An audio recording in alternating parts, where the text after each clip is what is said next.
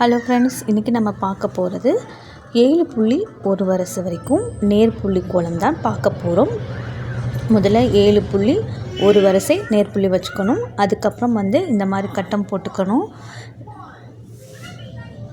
கட்டமுக்கு வெளியே இந்த மாதிரி ஆஃப் சர்க்கிள் மாதிரி போட்டுக்கணும்.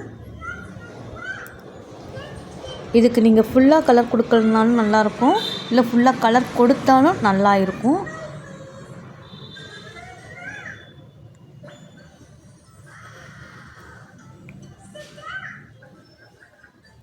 ரொம்ப ஈஸியான கோலம் தான்.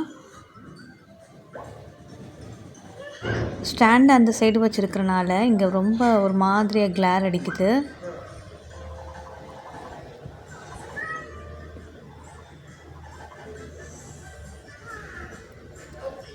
ஆஃப் சர்க்கிள் ஃபுல்லாக ரவுண்டாக போட்டாச்சு.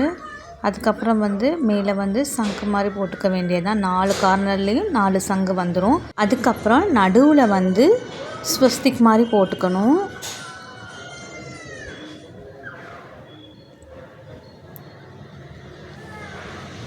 கலர் கொடுக்கறது கொடுக்காது நம்ம இஷ்டம்தான். கலர் கொடுத்தாலும் இந்த கோலம் அழகாக இருக்கும்.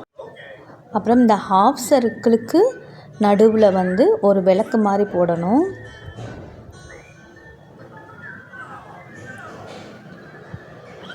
இந்த 3 ஹாஃப் சர்க்கிள் போட்டிருக்கோம் இல்லையா, ஒவ்வொரு கட்டத்துக்கும் அந்த நடு ஹாஃப் சர்க்கிளில் ஒரு விளக்கு மாதிரி போட்டுக்க வேண்டியதான்.